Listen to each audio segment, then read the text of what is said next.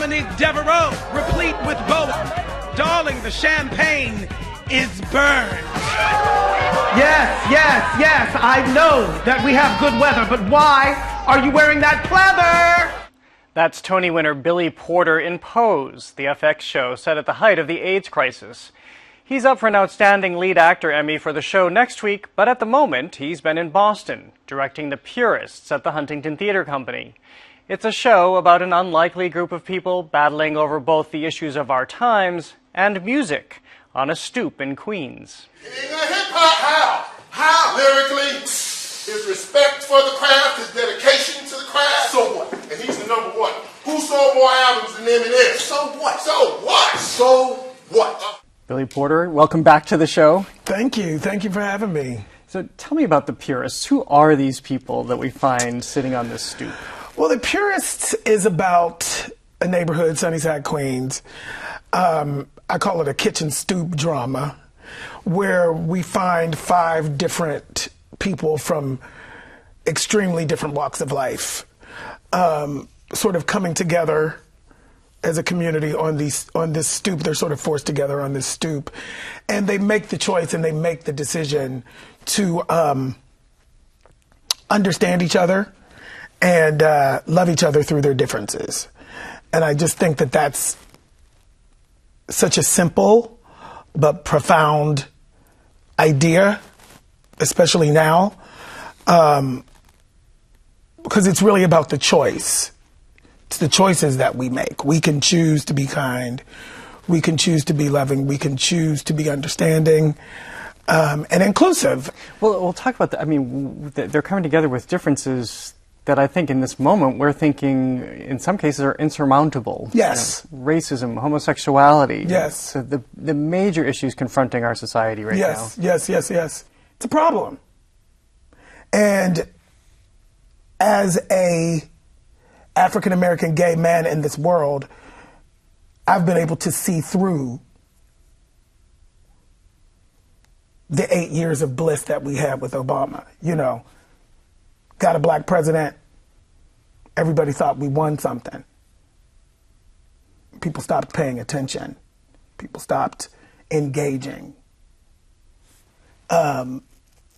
Frederick Douglass says that eternal vigilance is the price of liberty.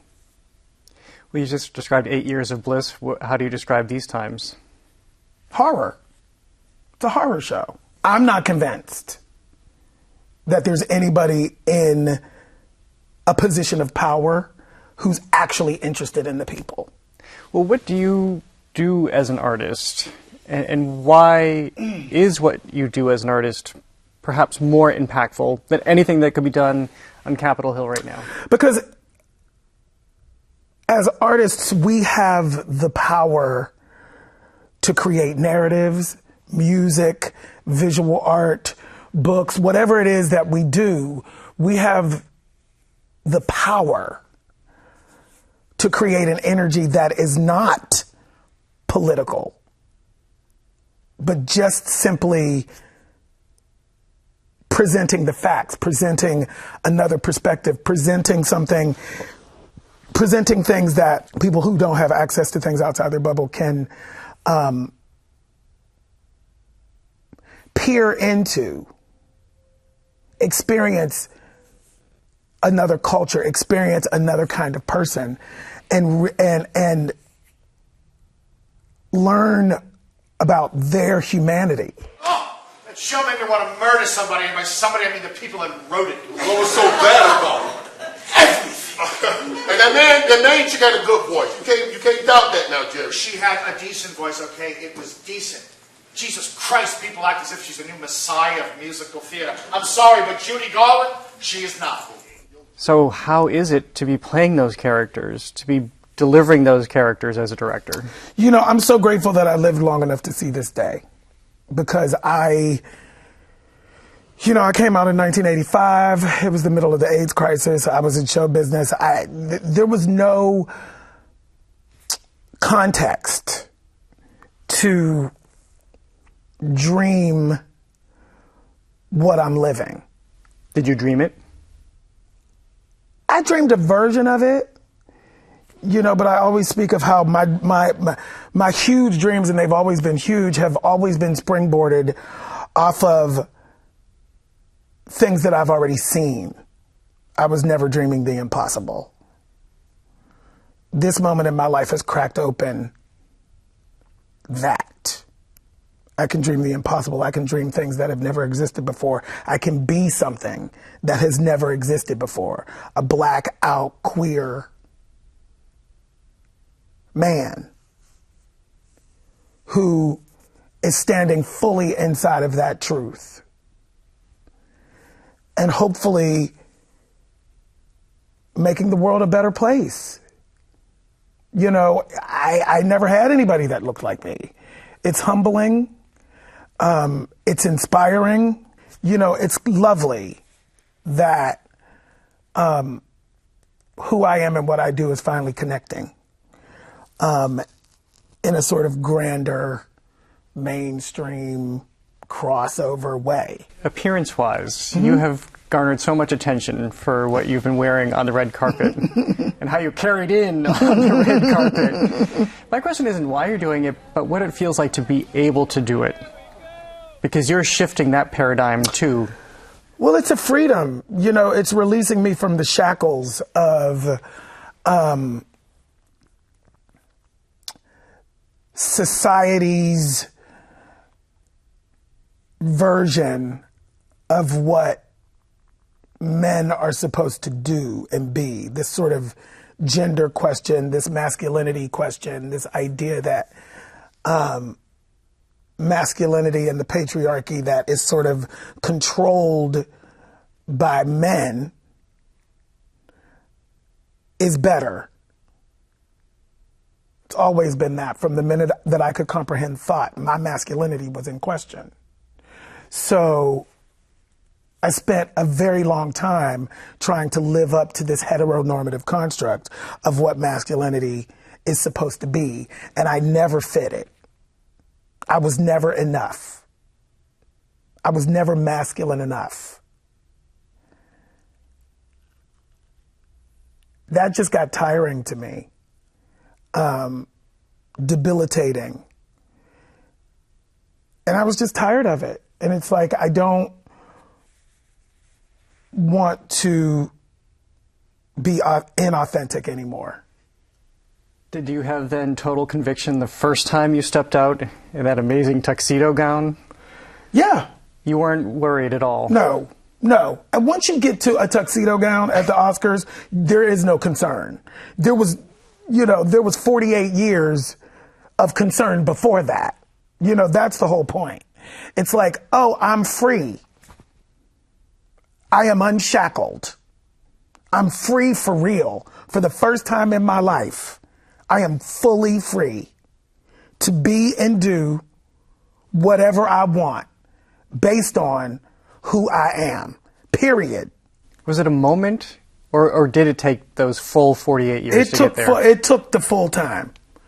There was always a chipping away at expectation, chipping away at other people's expectations. And so then how do you look at, even aside from reading press, how do you look at just this kind of euphoric response around what you've done? It's very heady. It's very meta. It's very heady. It's really, because I joke, it's like, well, had I known that all I had to do was put on a dress, I'd have did this 20 years ago.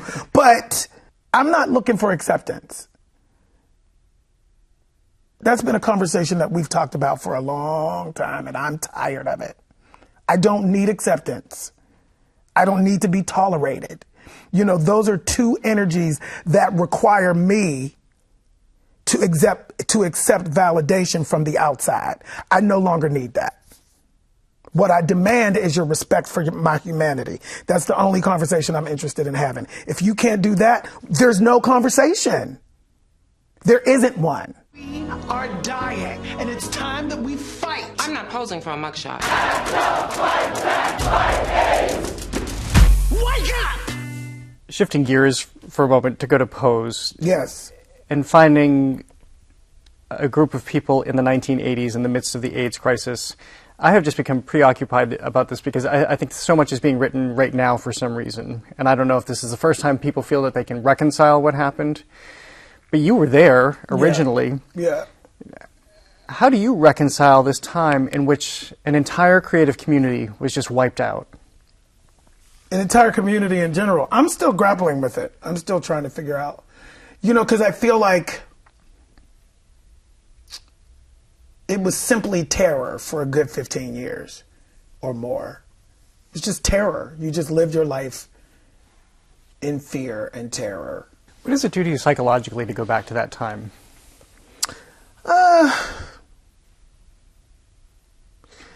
It's healing and difficult. It's very healing to be able to revisit that time and be a representative for a group of people that died before they could have a voice. My hope is that it's healing. My hope is that it reminds the people who lived through it and the people who didn't that this is the time to look back and remember that love always wins. It doesn't win immediately, but we win. We do win. And finally, I want to end on you singing Everything's Coming Up Roses at the Tonys.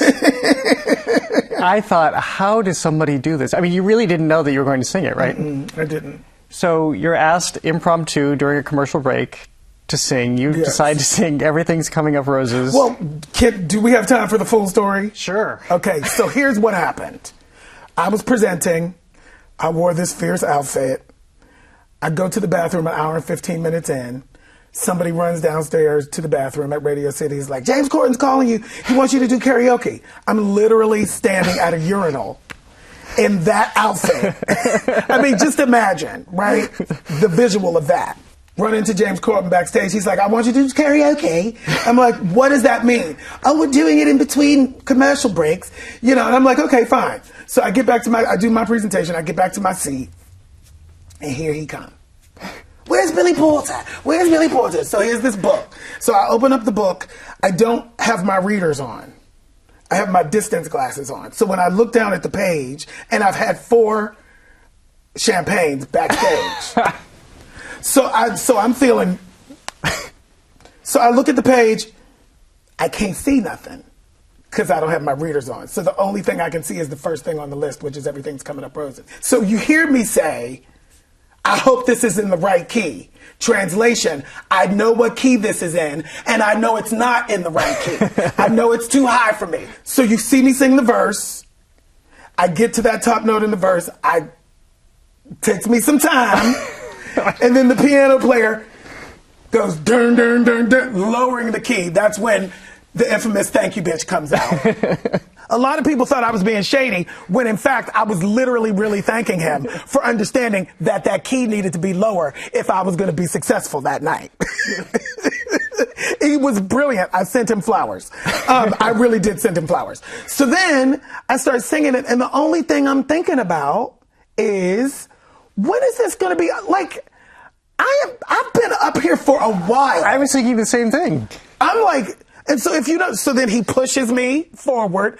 So I'm start walking down the front, and then I literally turn back to him and go, "You gonna make me sing the whole thing? Like, really? Am I singing the?" And he said, shook his head, yeah, and then it was over. It was time. It was time to take the stage. Yeah. It was time to take it. Well, it's always great to have you on the show. Thank you so much. Thank you. Thank you very much for having me.